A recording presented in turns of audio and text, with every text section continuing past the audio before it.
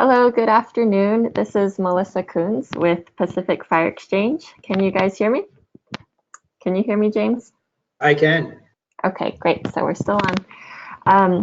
So thank you for joining us this afternoon for our webinar on kicking grass in Hawaii for wildfire management and restoration.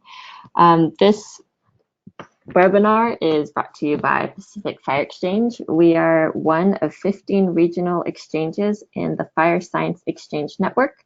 The goal of the Joint Fire Science Program is for research to support sound decisions, and the Pacific Fire Exchange itself is a wildfire communications project in sharing knowledge, resources, research, and experience for better wildfire outcomes in Hawaii and the Pacific. Our founding partners are Hawaii Wildfire Management Organization, the Institute of Pacific Islands Forestry, and UH Manoa College of Tropical Agriculture and Human Resources and Extension. And the kinds of things we do include things like this webinar, field trips, workshops, fact sheets, research briefs. We have a newsletter. Please sign up on our website. And I guess we'll just jump right in. Last note here is to please complete the survey at the end of the webinar. Your feedback is really important to us, and we use it to improve what we do. So I'm just gonna turn this over in just a minute to James Leary, our presenter. He is an Associate Research and Extension Specialist with the University of Hawaii, stationed on Maui. He has over 20 years of weed science experience in Hawaii, and his mission is to extend knowledge and technology, contributing to efficient and effective invasive plant species management in natural and managed landscapes. So I'm gonna hand this over to James and let you take it away. Okay, thank you, Melissa. I really appreciate it. And thank you everybody for attending today. I'm very excited about the opportunity to share with you my experiences in Hawaii as a weed scientist and my familiarity with grass control, which in this venue is really important. It's we understand grasses to be a major contributor to some of the most disastrous fires that we've had in Hawaii. And we don't have to highlight the recent events that tell us the importance of proper fire management. So, which is not my expertise, by the way. My expertise is about how to control grasses and how to control weeds. And sorry, Melissa, am I am I able to share screen? Yes, I see it. Okay, so without further ado, why don't we go ahead and start with I'm going to share with you highlights of my research program dating back to 2006 today, and again with a focus on the management, experimental management of grass species.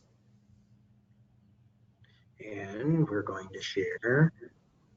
Okay, so today's topic, title of today's presentation, as Melissa mentioned, Kicking Grass in Hawaii for Wildfire Management and Restoration. Wait, backing up here. Again, my name is James Leary. I'm faculty with the Department of Natural Resource and Environmental Management. Sorry, I'm getting feedback. Does someone have their speaker on? Testing. Okay, that's better. Thank you.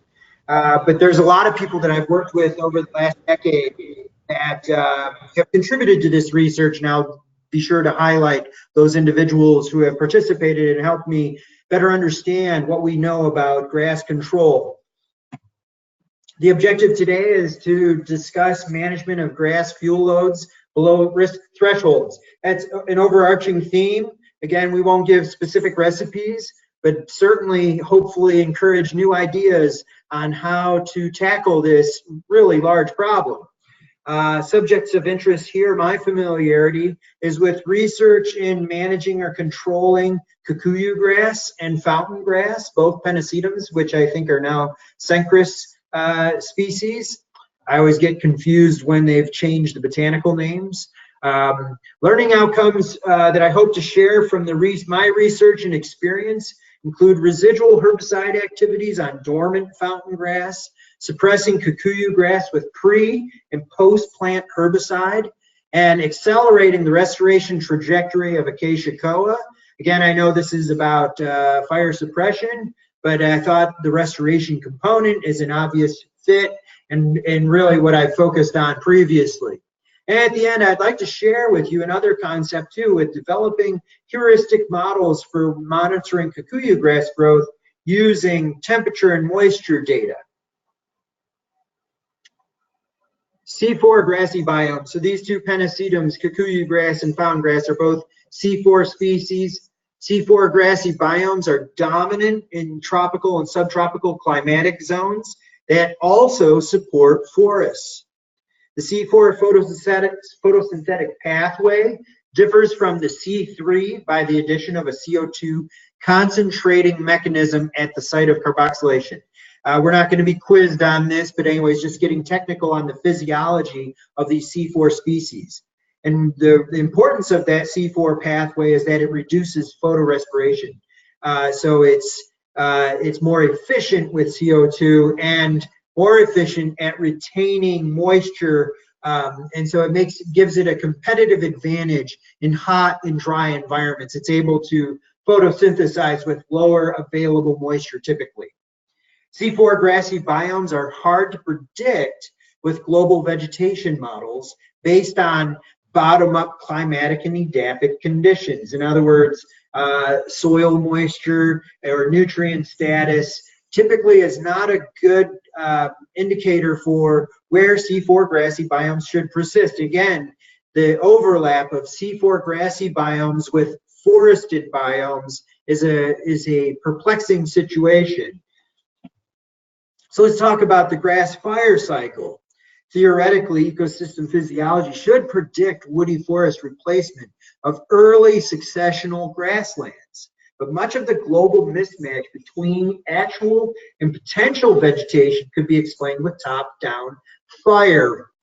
So when we talk about bottom-up being with regulation of moisture and temperature and other abiotic conditions, it's those top-down functions, in this case fire, which may in fact be encouraging the grass biomes over the woody biomes. I think this is perceptive to the audience on this webinar, but interesting nonetheless, and certainly worth studying further to really understand this global mechanism. Grass fire cycle is a species-driven positive feedback loop perpetuating top-down fire events, followed by competitive response advantages exceeding woody species capabilities. And again, thinking about that C4 physiology mechanism as a potential advantage. Okay, so let's talk about our first experiment here. Oh wait, what's going on here? Okay, first experiment to determine the residual activities of imazapyr and glyphosate. I don't like this thing. No, I don't want to. I'm trying to move this out of the way so I can see my own slide. Okay, anyways, I'll fake it. Determine the residual activities of imazapyr and glyphosate on dormant fountain grass. The approach to these experiments the approach was to install and monitor a replicated field experiment on dormant fountain grass at the Pohakaloa training area in 2007.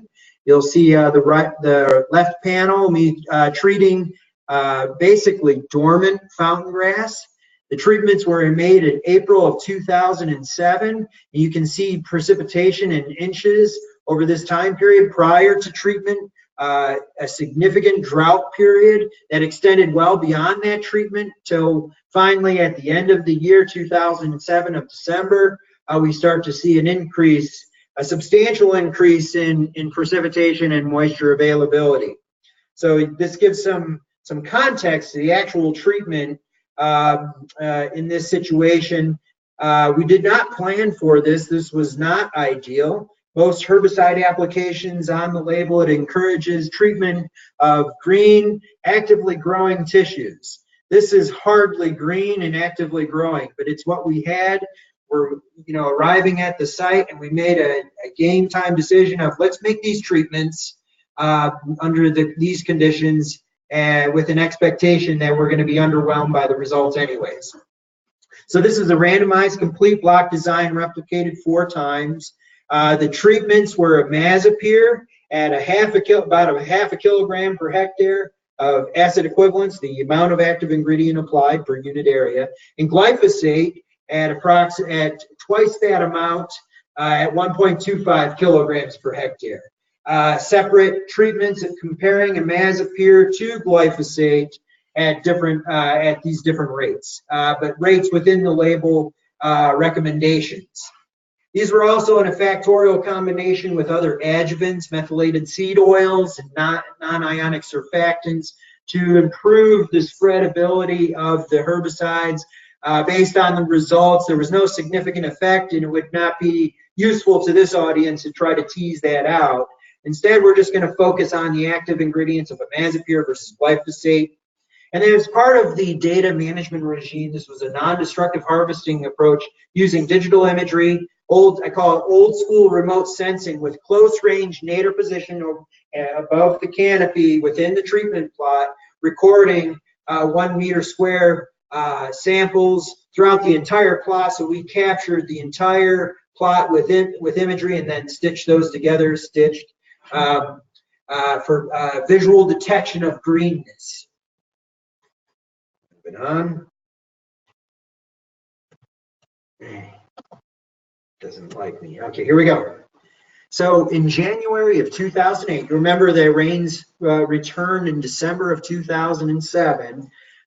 In January 2008, we had an opportunity to visit the site for the first time at 41 weeks after treatment, which is about 10 months later. And what you'll notice, and what we immediately noticed, was really interesting. Again, we're treating grass that's basically the living dead. There was no green tissues on the grass. Is treated. It was an advanced climatic stand, untouched for some time. And what we're seeing is the white flags on the left and the right indicating the imazapyr treatment, and in the middle is the glyphosate treatment, really distinguishing the difference in herbicidal effect, treating a dormant grass where imazapyr was able to affect a symptom of the herbicide on dormant grasses. And this is really a testament to our knowledge of imazapyr's residual activity in dry environments. A little bit of background: imazapyr, the active ingredient, affects its mode of action, affects branch chain amino acid production. Won't get into that part of it, but what we also know is that it has an aquatic use registration, because in aquatic systems, when it's interacting with water, the breakdown is hydrolytic, and with a half-life measured in hours within a 24-hour period. In this case, in a dry environment, we can get residual activity for several hundred days. And with grasses trying to respond to the precipitation, is taking up that herbicide and showing these early symptoms developing. Whereas Roundup has no residual activity, is bound to the organic matter in the soil, and will not be taken up by roots or anything like that. And so this is why we see no effect of Roundup or glyphosate treating dormant vegetation. And it shows with our remote sensing capabilities.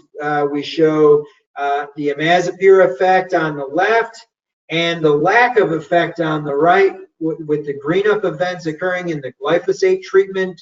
And again, when we score it of a 1 and 0 based on presence, absence of green up event, we can clearly see and quantify the effects of imazapyr versus glyphosate at 41 weeks after. At 49 weeks after, 2 months later, now we start to see some more green up events within imazapyr starting to recover from that herbicide application approximately 1 year later, within several weeks of being 1 year. So not lethal, it was a sublethal application, treating climax, heavily vegetated, dormant grass. This is, we now see at 49 weeks a break in the residual activity. And it shows again in our quantification. Just to wrap this up, what was interesting was morphologically the pattern of regeneration. It was not seedlings, it was not seed germination that we were observing. There were actually regeneration within the clump. It was in what we were observing what are called ramets sprouting from the edge of the perennial clump. And these ramets are actually individual plantlets that, if they were separated out, would persist and survive. So really interesting morphology of the fountain grass I know very little about, but clearly had an effect on herbicide performance, where you see in the heart of the clump, the herbicide was lethal, but this is clearly a mechanism of resistance and tolerance to herbicide applications and survival. Okay, moving on, our next experiment I'd like to share with you. Sorry, I'm moving real fast because I got a lot of stuff to share with you guys. Hopefully I can choke it all out. Our next experiment is to determine pre-plant suppression with imazapyr and glyphosate on kikuyu grass. We're now switching species and switching herbicide. No, same herbicides, different species. And how that will accelerate the growth trajectory of outplanted koa. So this is an experiment established at Ulapalakula Ranch on Maui, initiated in 2011 and monitored until 2013. So the treatment was pre-plant, so 1 month prior to planting the koa seedlings, we treated the plot with a combination of imazapyr and glyphosate, both at 1.7 kilograms acid equivalent per hectare, which is equal to 1.5 pounds per acre. This, for those keeping score at home, this is the maximum label rate you can apply with imazapyr, and about quarter rate for glyphosate, but definitely the max label rate for imazapyr. At 0 months after treatment, we planted seedlings that were approximately 105 days old in 1 by 1 meter spacings. That's an artificial spacing. Typical operational spacings are going to be on the order of 3 meters, and with a total of 20 experimental trees.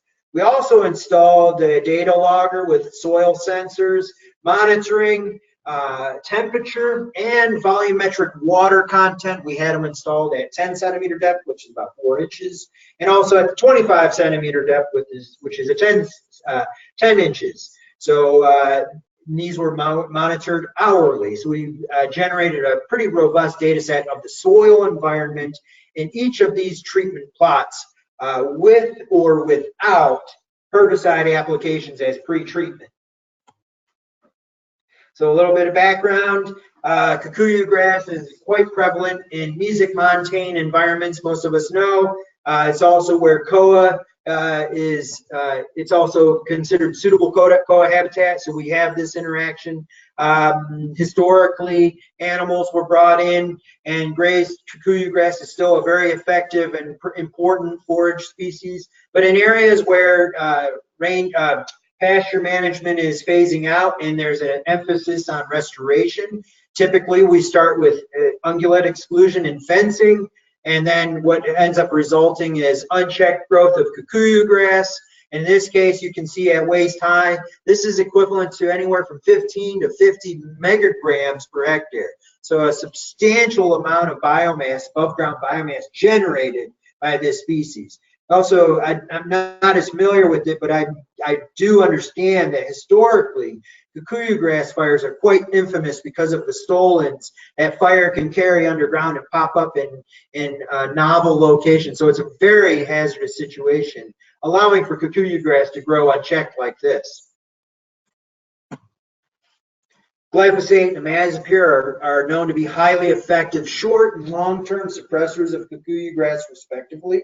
Similarly to what we showed you with fountain grass. So here we have an example on the left with glyphosate treated 30 days, 3 months prior, and then a grass clipping. And you can see in the center of the grass clipping, recovery and green up of kikuyu grass from stolons, showing the lack of systemic potential of the glyphosate, or residual activity, if you will. Whereas on the right-hand side, in a imazapyr application, separate from this glyphosate, you can see the residual effects of imazapyr 3 months after application, about 100 days. This is typical of what we'll see with imazapyr, where not only are you killing off the upper foliar canopy, but you're also getting it to go systemic into the stolons and really reducing recovery efforts. So as a comparison, imazapyr is quite more effective than glyphosate, but together you get a really nice complement where Roundup will show symptoms in as early as 20 to 30 days. It typically takes about 100 days for imazapyr to show this kind of result. So this is a new result. You would not even know you treated if you checked at 30 to 50 days after application. That's one of the defects of imazapyr. But combined, you get the best of both worlds. I really like them together. Moving on. Also, what we have some anecdotal evidence on is that koa, as a legume, shows a really strong tolerance to imazapyr. This is an actual application from helicopter, a boom application, controlling kikuyu grass with imazapyr, with koa seedlings surviving a direct application. This is phenomenal. We do know that imazapyr tends to be weak on legumes and really has a strong potential for developing a program for selective grass control in koa restoration. Spoiler alert, there's a lot of work left to be done. I think it's something very worthy to continue with. I'm not going to be able to share with you really substantial empirical evidence other than what we've seen anecdotally, but I've seen it and I've repeated it, and it's extremely valuable and something we really need to give some attention to. Well, so maybe I am going to share some data on this, but as a pre-plant. So remember, this experimental design at Ulupalakua was a pre-plant 30 days prior to planting.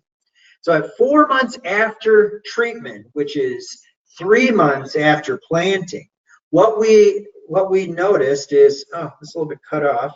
Oops, sorry, going back. A little bit cut off on the bottom here, but what we saw was gray is untreated and red is treated.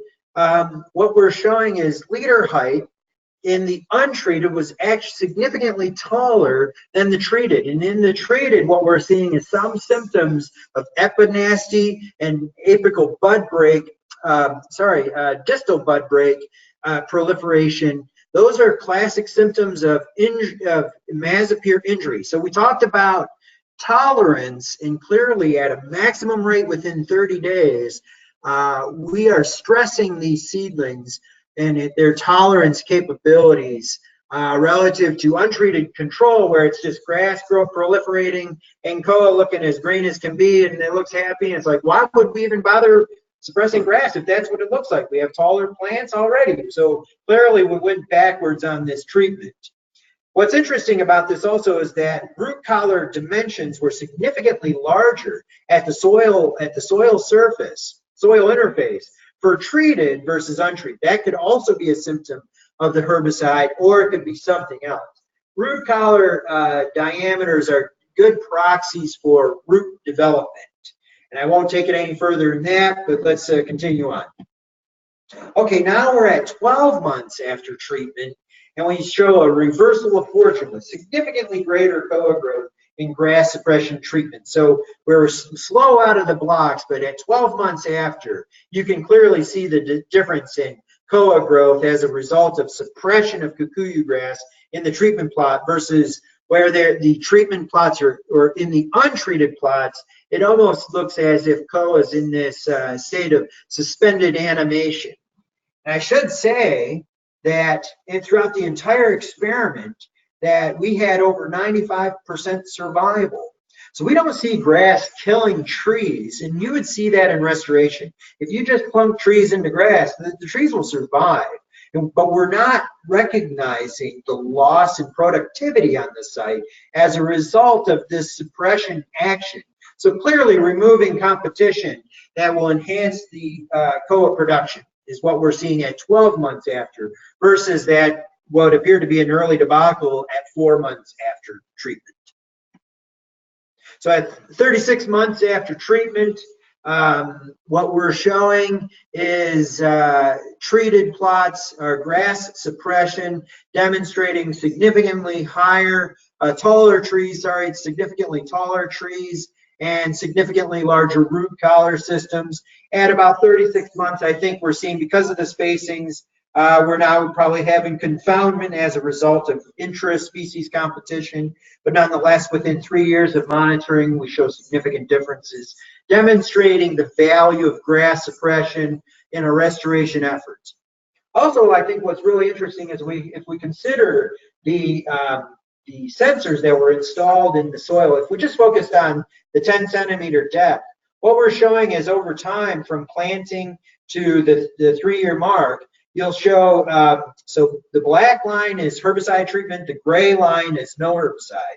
And what we show is moisture content, volumetric water content of the soil is comparable at early treatment. And then as the treatment starts to take effect and the grass is starting to die back, you see moisture levels at higher than what is observed in the untreated plots, suggesting moisture acquisition by the grass. But then at the same time, on this top plot, you show height growth of COA. And it doesn't separate out until year 2 or after the first year, when we start to reach log phase growth response. It's linear starting out, roots are establishing, it's getting comfortable with its own, and then it naturalizes and realizes it's going to make it. And then so at year 2 is when you start to see log growth rates, which is what we're seeing here. And this is also when, interestingly enough, when we see a huge plummet in the volumetric water content in the COA treatment plots, in the herbicide treatment plots. Again, or what this is showing is the demand for moisture by COA when it starts to achieve log growth rates or exponential growth rates in the plots. So this is a really interesting phenomenon. I wish I could explain it better, but I think something really to pay attention to. Moisture drives plant productivity in any situation. It's temperature and moisture. And this is clearly a huge mediated event based on the conditions we imposed in these treatment plots. All right, moving to the next experiment, we are now determining Fusilade DX, fluazepop P-butyl is the active ingredient. It's a grass-selective herbicide, and we are determining the Fusilade regimen in suppressing kikuyu grass, and again, with the growth response of COA. So now we're talking about a grass-selective herbicide as a post-plant treatment after the COA have been installed. So as opposed to the previous experiment where it was all pre-plant. This is a 2x2 factorial. This was actually with and without herbicide and fertilizer applications. So with the Fusilade, without the Fusilade, with the fertilizer, without the fertilizer.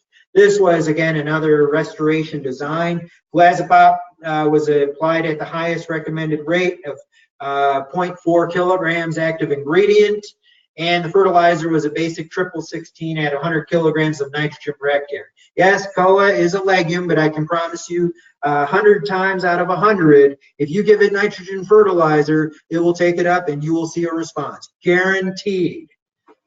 Okay, applications were made. This is an interesting phenomenon. So this was a post-plant regimen where we were making treatment applications, fertilizer and herbicide applications every 4 months for up to 16 months. So that's a pretty intensive regimen for really suppressing grass and pushing the growth and establishment of COA. We monitored the biomass of kikuyu grass and COA every 4 months with those treatment schedules. Kikuyu grass is a stoloniferous species, and in fact, it has 3 fractions. It has the foliar fraction, which is what we see at the top, and the stolon fraction on the bottom, and then you have a significant amount of thatch detrital material mixed in with it. And what's interesting to note is when you look at kikuyu grass, first of all, it does not produce a lot of seed in Hawaii. It could be a climatic situation. It produces seed in other places, but typically in Hawaii, it's vegetative, and the stolons are its it's a reproductive material. I'm saying it wrong, but anyways, you know what I mean. What's interesting about this is the foliar fraction that you see at the top represents less than 10% of the total biomass of that sward profile to the soil surface. So up to 80% of the total above ground biomass is stolen material. So that's a lot of restorative capacity or regenerative capacity retained within this grass sward, especially when it's unchecked. And just to give some indication, you can see these stolen pieces as little as an inch in length, able to regenerate and establish new shoots and roots. Really phenomenal energy source stored in this stolen bank. So if you can think of a management tactic for kikuyu grass, clearly you're targeting the restorative capacity of the stolen bank, as opposed to other plant species where you'd be targeting exhaustion of the seed bank. Here we want to exhaust the stolen bank. So the results at 4 months after the second application, 4 months after the third application, and 4 months after the fourth application, well after a year of this regimen, we show an oscillating suppression and recovery of the foliar fraction, leading to stolen bank decline. So you can see good foliar dieback after the first application, the second treatment, treating a very minuscule amount of green tissue, and then 4 months later, full recovery. I think this is also in the springtime, so having an effect on that. And then treating that on the third application, whoops, going back, resulting in this. So you have this for the herbicide. So for untreated herbicide plots, you can see a fairly flat, stable condition in terms of the representation of the foliar fraction, the gray lines here, with or without fertilizer. Disregard the fertilizer for this time being. But with the herbicides, we show a really strong oscillation where we're really pushing and pulling on its restorative capacity, trying to fight any kind of recovery. So staying on top of it with repeated cycle. Clearly what we're identifying as fusilade as a single application is ineffective.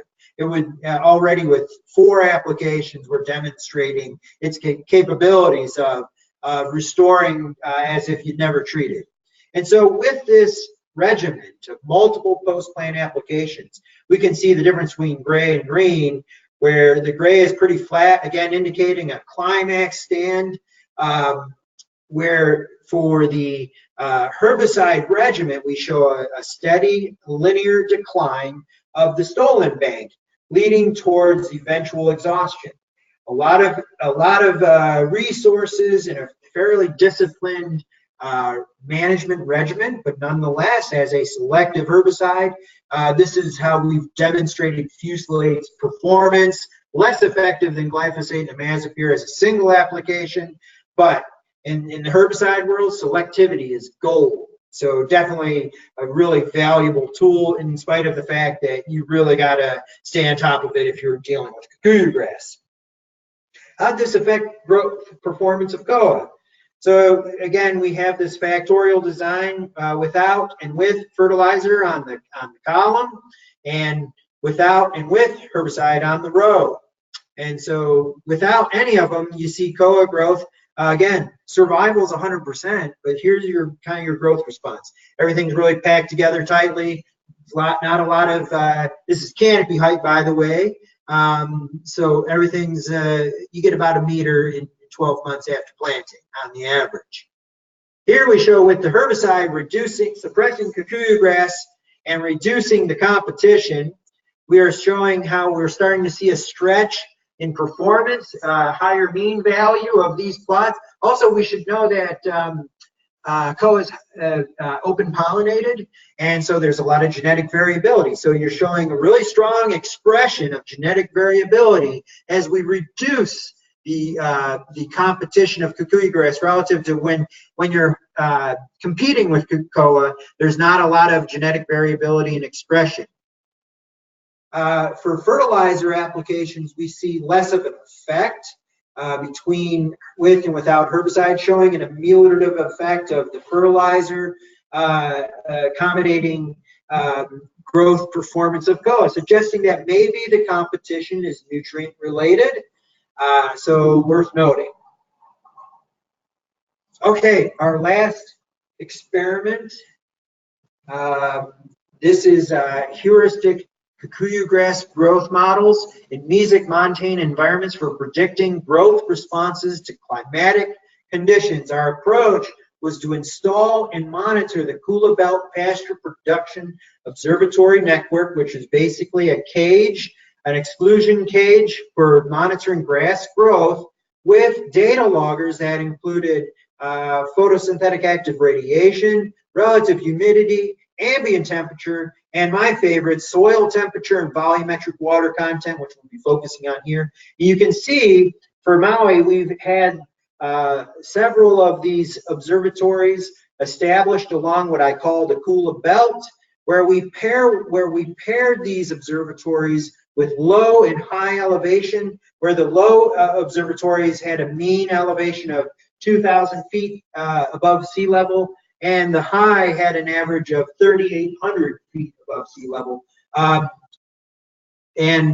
Also knowing that north is here, there's orographic rain patterns similar to all the other islands. So we have this almost this perfect natural gradient of temperature as it relates to lapse rate and elevation. And then also this precipitation band from high to low, from the windward side to leeward side, maintaining elevational contour. So as part of this data regimen, we were collecting forage samples monthly to 10 centimeter stubble heights in coordination with recommendations by the National Resource Conservation Service, NRCS, of the USDA. And so we're recording data loggers on hourly and monthly collections of forage, above ground forage, largely foliar fraction of kikuyu grass. So volumetric water content flux from this was installed in July 2012, monitored till 2014. So volumetric water content, which is percent amount of water to the percent volume of soil. We installed these observatories right in the middle of a severe drought. And what we show is, I'm highlighting three different pairwise observatories. We have what we call the Olinda Makawao pair. We have the Kula pair, upper and lower Kula, and then we have the Ulupalakua pair, upper and lower. And so what we automatically show is the blue is the upper observatories and green is the lower. You can see from 2012 to January 2014, so the entire July 2013, you show a lot of low, long stretches of no moisture availability. This is volumetric water content that coincide with precipitation events. So from 2012 to 2014, long stretches of no precipitation. Here's another example here and then in here. So maintaining average low volumetric water content, which as a really cheap proxy to available water for plants, though technically that's not the case, but it is a good proxy. If you don't have high volumetric water content, you're not going to have water available for plant uptake and growth.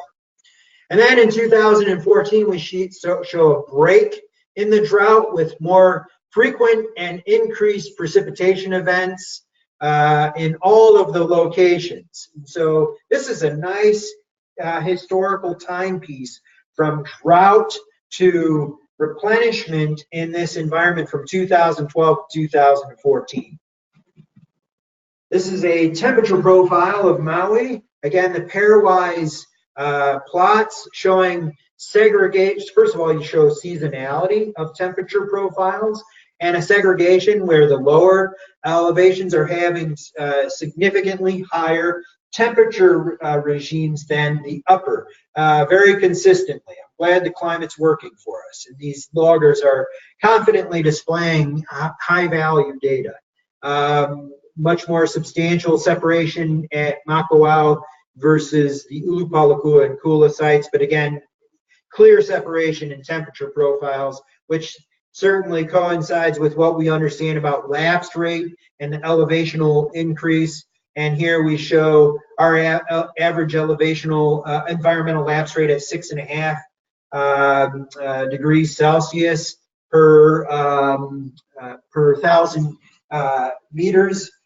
So again, coinciding with what we understand scientifically. So again, a reliable way to measure temperature on this environment based on elevation. Below, we show temperature ranges, seasonal temperature ranges, again showing the seasonal sinusoids. Similarly, for moisture, higher moisture events in the winter months. I didn't do a very good job of displaying this, but I'm describing it for you now. Cooler temperatures in the winter, warmer temperatures in the summer, obviously. Higher moisture events during the winter and lower moisture in the summer, coinciding with a Mediterranean climate that we experience on Maui and the rest of Hawaiian Islands.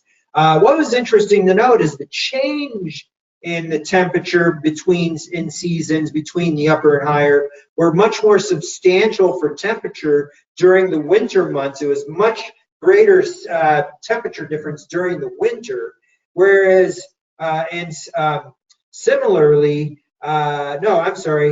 but during the summer is when we'd experience the greatest separation in precipitation as it relates to elevation. I can't explore it any further in that, but something definitely to consider. Greater temperature differences during the winter, greater precipitation differences during the summer, and how that may influence growth and productivity of kikuyu grass. So, okay, so this is, let's see if I can explain this. This is exploratory research, a very artistic way of developing heuristic growth models based on growing degree day models, which have been used extensively in orchard systems for monitoring phenological events, flowering, fruit production, as a way to schedule agronomic and horticultural harvests and pest management and things like that. Very valuable tool. And again, heuristic meaning that it's simple numbers to collect, and it translates into intuitive results that can be interpreted and utilized in the field. So what we want to know is, can we monitor temperature and moisture in an environment and predict the growth and productivity of kikuyu grass in the Kula Belt? So here on the left, we have production raw values across a timeline, and it shows this nonlinear function as it relates to early phase drought having a significant effect on growth performance of kikuyu grass until finally it starts to reach exponential rates of productivity with greater levels of precipitation.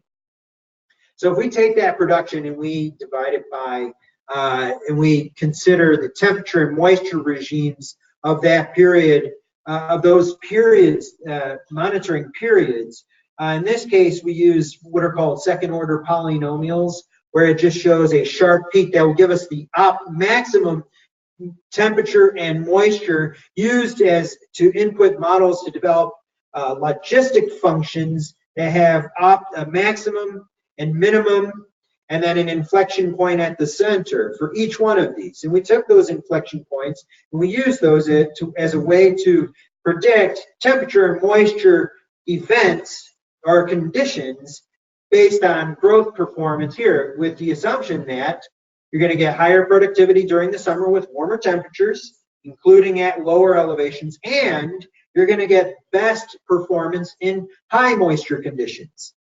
And so with just using temperature and moisture regimes, developing growing degree days or growing degree hours, in our case, we were able to convert this production, this raw production over time, and actually linearize it with degree hours in the millions with really strong linear fit.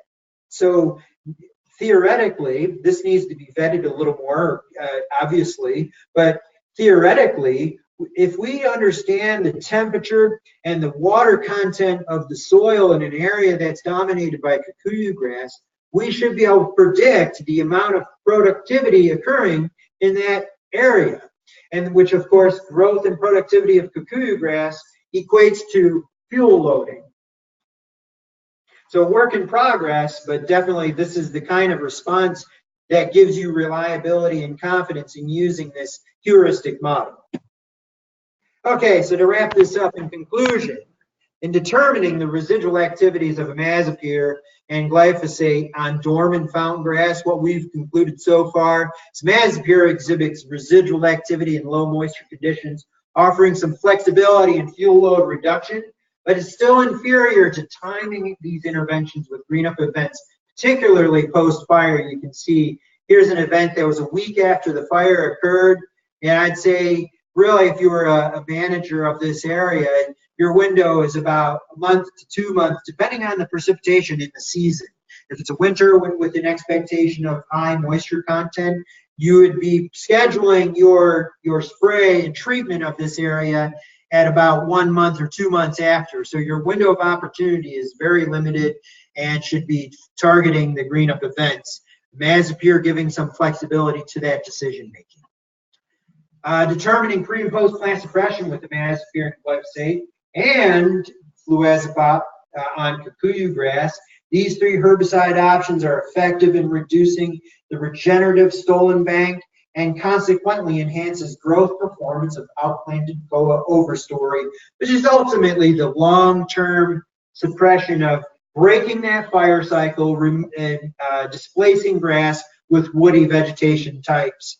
That's a bigger picture, but these are the mechanisms or techniques that we may deploy in achieving that breaking of the grass fire cycle. And then, of course, heuristic kikuyu grass growth models in mesic montane environments for predicting growth responses to climatic conditions. What we can conclude so far is growing degree day models could facilitate better monitoring of fuel loading events dictated by elevational and orographic microclimates, understanding precipitation events and the elevation as it relates to temperature and temperature influencing growth response of the grass species. So I would like to thank several of my partners and collaborators who worked with me on several of these projects, from U.S. Forest Service, Oregon State University, University of Washington, and my home, University of Hawaii at Manoa. I really appreciate the opportunities working with a lot of you folks, developing some of these interesting conclusions and ideas.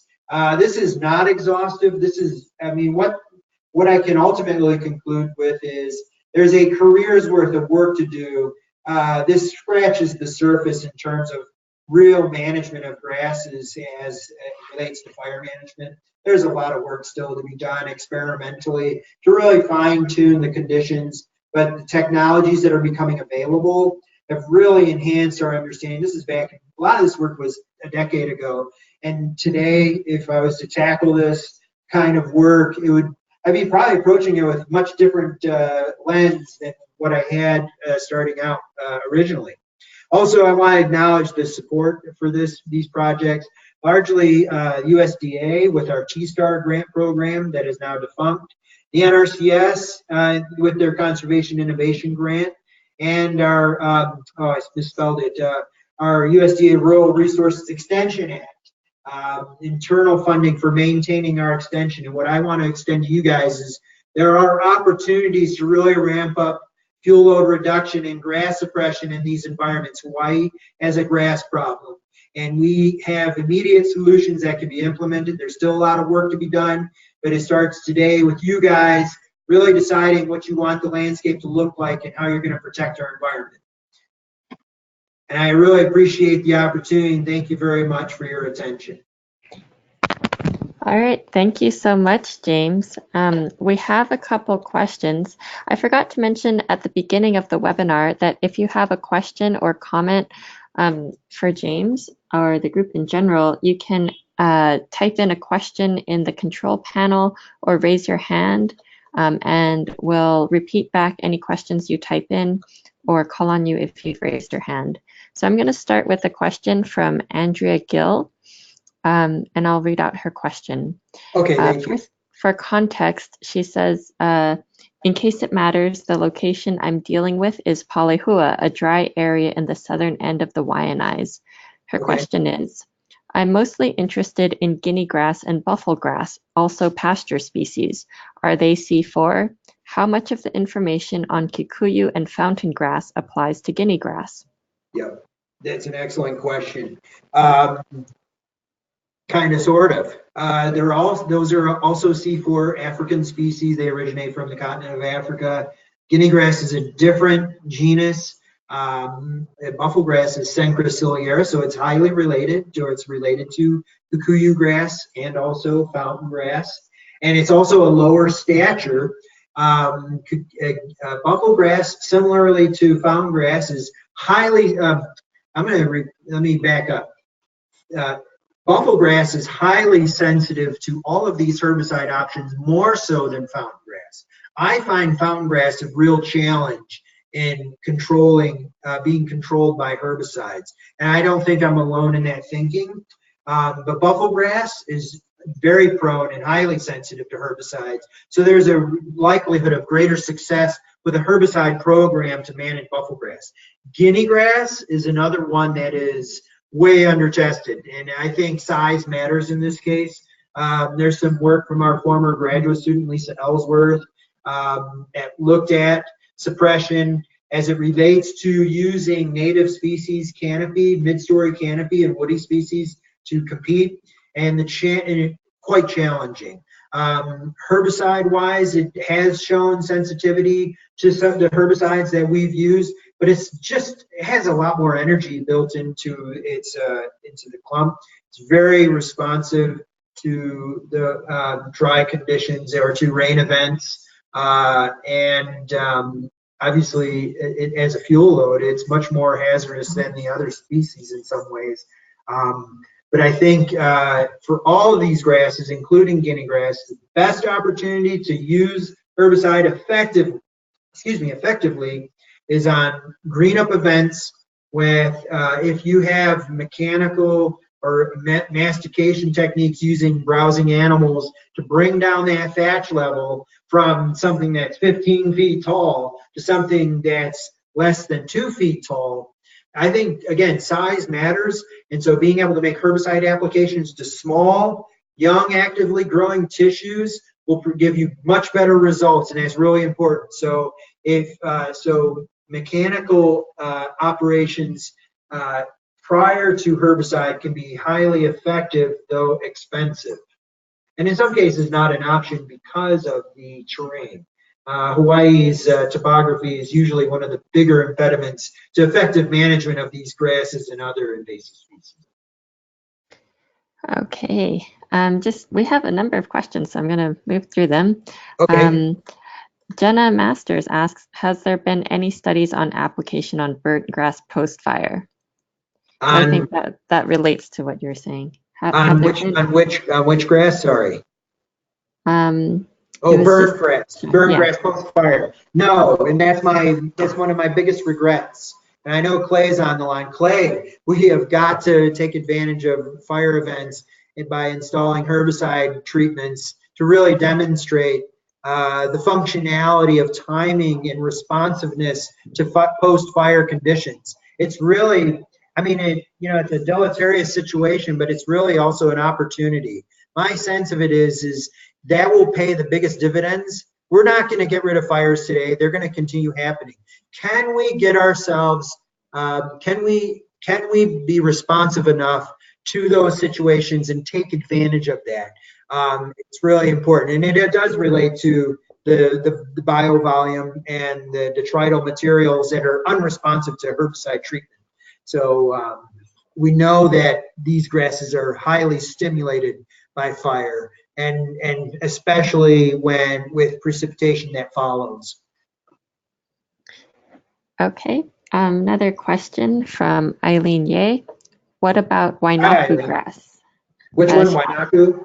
Wainaku and panicum, or I don't. Yeah, well, panicum is going to be guinea grass or other species.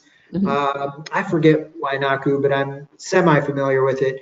I think in this case, when it comes to these three herbicides mentioned, imazapyr and glyphosate, these are broad spectrum herbicides. They're going to knock out broadleaves and grasses, and it's species dependent, but they are our best grass control herbicides across the board. If those two don't work, we're in big trouble if we find a species that imazapyr or glyphosate is not working.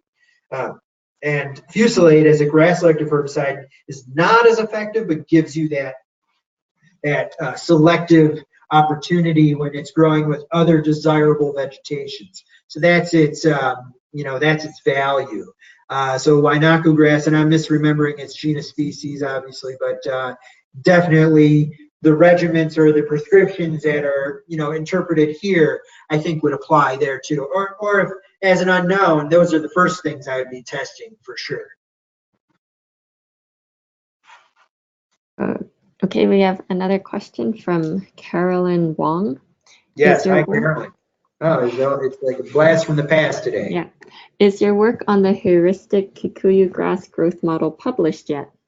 No, it is not. And you asked me that before too. Shame on me. I think, Carolyn, what you and I need to do and other NRCS folks are to really begin a process of vetting the models and the equations that go into these models and test this system across the state to see if this holds water. This is, focused on data collected in the Kula Belt of Maui. So the question is well, is this going to work on the Big Islands where Kikuyu grass is also prevalent? How is this going to work with other grass species at different elevations? Guinea grass, for instance, is going to have a completely different model. So no, I think we really need to spend some time doing this. And so, Carolyn, let's reach out and touch base and come up with maybe a game plan. I hate to put this on you, but the answer is no, it hasn't, and yes, we do. Okay, we have another question. A couple of informational questions. One was to see slide 30 again, please, about the conclusion and findings. And while you're navigating there, that question was from Tamara Hind. Okay. Andrea Gill asks, please repeat the name of the researcher looking into using native species as competitors to grass, as Jim mentioned. Yes, so this is slide 30, but to answer your question, maybe Creighton Litton's on the line. So this was Creighton's PhD student. I was on her committee. Her name was Lisa Ellsworth. And Melissa, if you are, I'm sorry, I forgot the name of the person who asked the question, but anyways, if you could send me an email, I can find the literature, the published publications that that we have on that subject to help push that. But definitely the corresponding author for that would be Dr. Litton in our NREM department. Okay, we have another question. I don't know if this is the slide that she was wanting to see, possibly, but maybe not. I'm not sure. I think so. Well, I might also ask for your PowerPoint so we can share that later. Yeah, definitely. So the audience that's still here, I will offer Melissa PFX the PDF version of this for you guys to use at your leisure. Thank you. So we have a question from Taylor Marsh. He says, thanks, James. Right. Specifically on Oahu, guinea grass has been the main fire-adapted fuel threat species in the wildfire context, despite having our own large fountain grass populations. Is imazapyr our best tool for suppressing guinea grass on Oahu? Yeah, and this kind of alludes to the previous question. As an unknown, and the short answer is we got to find out. I think so. And so, Taylor, what we can do is maybe we can organize on, and maybe with Clay on this, figure out experimental designs or demonstrations to explore this option. My sense of guinea grass is if we're going to look at mature climax, dried out, heavy stands of guinea grass versus young, actively growing guinea grass that was mowed a month prior, that's going to be your difference. I think really controlling the height and the above ground biomass prior to herbicide treatment, regardless of the herbicide, is really going to pay the dividends. I think it's going to require, a two-step process. But out of those options, to me, imazapyr is going to offer greater residual and systemic qualities that we're probably looking for. But at the end of the day, Roundup is so cheap these days. You put them in together, and that's going to give you all of the above. Fusilade is going to may or may not be useful in this condition, just because of, I mean, I wouldn't even put plants. I'm concerned about putting plants in with guinea grass without proper early effective suppression.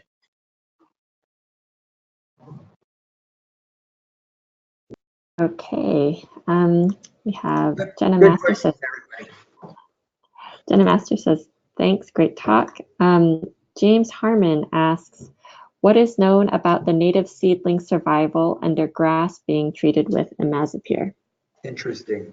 So I'm not the person to test that, but I am familiar with Dr.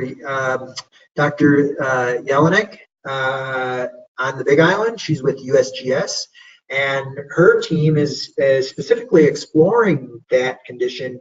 And I'm going to paraphrase and probably get her research wrong, but let me try to answer it the best I understand it is. So what we understand up in Hakalau is they are world famous for their ability to restore koa with outplanted seedlings, to where it's very observable and fascinating exploration on Google Earth, for instance. And koa does really well in that environment. It's its suitable habitat. It's one of our best examples of successful restoration in Hawaii. It wasn't intended to be just a koa forest. Really, what it was intended for was to serve as another variable, a climax species or keystone species to a more diverse native vegetation community. But what we're finding out is 20, 30 years later, we're not seeing a lot of the recruitment we're hoping for with the presence of koa as a dominant canopy species. And it has probably a lot to do with the fact that grass is still a major component of the vegetation and is probably serving as an impediment to natural recruitment. So Dr. Jelinek and others are starting to look at grass suppression techniques under koa canopy as a way to monitor if that will release presumably existing seed banks of native species, yet to be determined. So there are people looking at that, and I'm grateful they are. Okay, we have an FYI from Andrea Gill. If you need a place to experiment on guinea grass, please contact me at Gill Lands LLC. We got acres of this stuff and would be glad to host experiments. So maybe not for you, James, but anyone else on the line who would be interested in running such experiments. Sounds like Gill Lands is a willing host. Very good. That's great. We have a comment from Julia Lee. Comment just to share. Glyphosate does seem to show some selective qualities at low dosage, about 0.5 to 1%. This includes guinea grass. We need more qualitative data on this as well. Yes, that's an interesting find. So half to 1% is, well, 1% is venturing into operational concentrations with glyphosate. I've seen anywhere from 1 to I think 5% is on the high end. So it's usually 1 to 2% is an operational concentration. But again, and Julia knows this, and several others of you know too, I'm a bit of a weed science snob when it comes to concentration and herbicide use rates. I like to know when we're making a herbicide application, you know, how much active ingredient are we applying to the area as a way to decipher low and high dosage. And so for glyphosate, operational efficacy of sensitive species is typically on the 1 to 2 pound active ingredient per acre. Imazapyr, on the other hand, its maximum label rate is 1.5 pounds per acre, as mentioned earlier. And my recommendations have been anywhere from 1/4 to 1/2 pound per acre. But to her point is she's showing they're seeing selectivity on guinea grass with glyphosate at the 0.5 to 1%, and that's an interesting phenomenon. And I wonder how much seasonality and environmental conditions may play in that selectivity. Active, wet, actively growing, or is it a cold, wet summer, winter, hot, dry summer? So there's a lot of factors that could influence that selectivity. Interesting observation.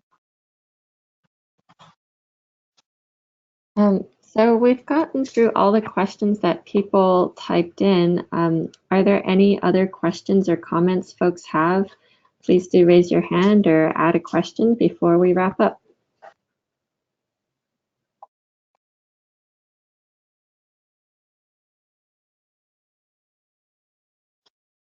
Yeah, hand raised. Oh, sorry, I'm not operating this very well. Oh, it's okay. I think there's a hand raised from James Harmon, but I believe that was, we answered his question about what is known about native seedling survival. I believe that was. Hey, James, can you hear me? This is Clay. Yeah, Clay, I can hear you loud and clear. I noticed we have some folks from the Western Pacific, so I don't know that you're that familiar with it, but one of the grass species they have there, which is actually native, is miscanthus, sword grass, and I just wondering if you've ever worked with it or been approached to or had any idea or familiarity with it. No, I mean, I'm vaguely familiar with it as a biofuel candidate because it produces high biomass. It's very tall. Kind of looks like Napier grass. Is that correct? Yeah, that sounds right. And I think it's Guam's biggest problem. Is that correct? In places, for sure, South Guam, it's kind of their big fire issue. Same like us with guinea grass and these other species there. It tends to be this miscanthus. Yep. Yeah. And so I don't have any personal experience with working with it. And so, gosh, so let me rinse and repeat. I think experimentally how we would approach this is, I think there's a lot of value in exploring the combinations effects of mechanical followed by chemical regimens. My concern with a strict chemical regimen inherently is that if you're treating climax stands of this type of species, you're likely exacerbating the fire risk associated with that species by actually desiccating and drying down the standing vegetation. So there's a real value to using mechanical to bring it down, not only to remove some of the risk, but also the response that you would get with the recovery, allowing for a greater susceptibility of the herbicide. We have a question from Jenna Masters again. Yes, hi Jenna. Are there any moves being made to increase the amount of species on the fusillade label? So Jenna's question is with regard to the fusillade label. Do I have that up? Let me see if I'm smart enough to. Maybe not. No, so sorry, I don't need to share screen with that. But so for fusillade, strangely enough, so 10 years ago, fusillade was registered for use in forestry and natural areas, grass control. And so we were using what's called a Section 3 registration, which is a federal registration. This is where people start to fall asleep, by the way. And somehow Syngenta, the company that is the registrant of that product, fusillade, which is Wazpop, decided to discontinue its forestry natural area use, and which put us in a pickle because I was making recommendations based on an old fusillade label.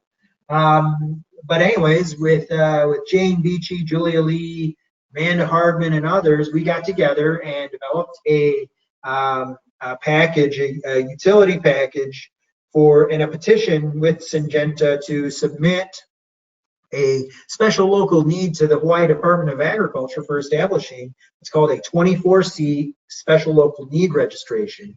We have that, but it's limited to the species that we had experimental data on that demonstrated efficacy of Fusilade on grass species, and also what was already listed on the section 3.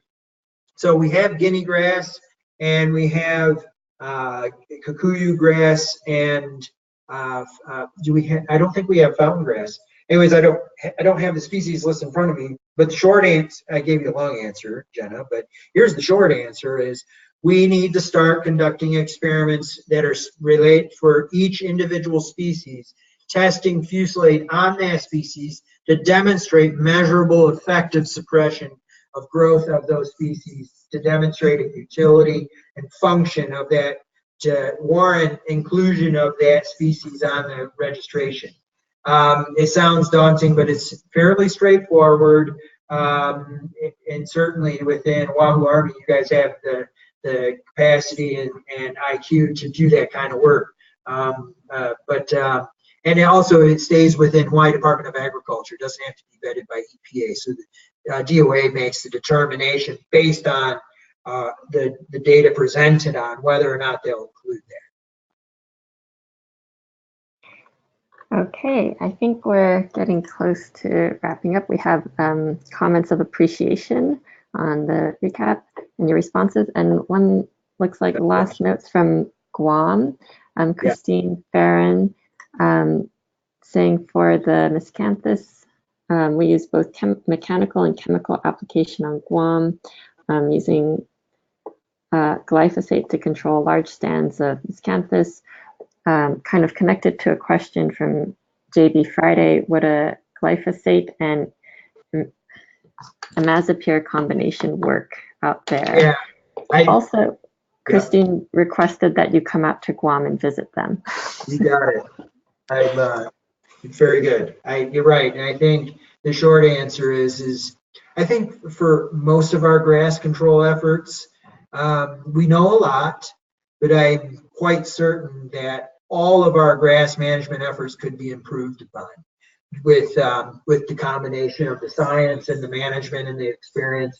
We have really experienced groups across the Pacific and in Hawaii who are very familiar with the species and how our very limited portfolio of herbicides work, but we haven't fully explored the conditions as it relates to climatic events and opportunities created by the fire events that are going to occur. But I think more specifically for miscanthus, if all you're using is glyphosate, my sense is we start blending imazapyr in with that mix, and we are expecting to see a different result. So we can talk more about that for sure. Maybe JB, we can get in on a 3-party conversation in YouTube, Clay, so maybe a 4-party conversation talking about these ideas as new experiments.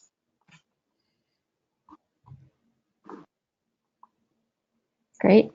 Well, we're almost 15 minutes over, and I think we've gotten to everyone's questions and comments.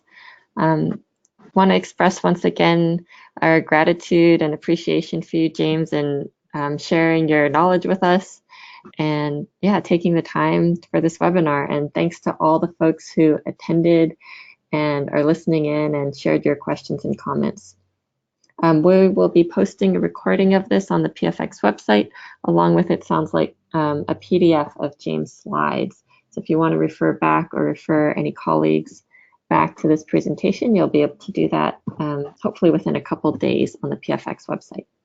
That's great. Well, Melissa and Clay, thank you very much for offering this venue. This is really, anyways, I've always been really interested in the work that I've been doing on this. And again, regrettably, some of this is aging. And I hope we can pick this back up and reinvigorate the need for new knowledge. And so again, I really appreciate the opportunity for sharing my naive approach to grass control. Hopefully someone got something out of it. And I really appreciate the audience. All right, with that, let's call it a wrap. Thank you. You got it. Thanks, everybody. Take care and happy Thanksgiving. Thanks, James. Bye, everybody.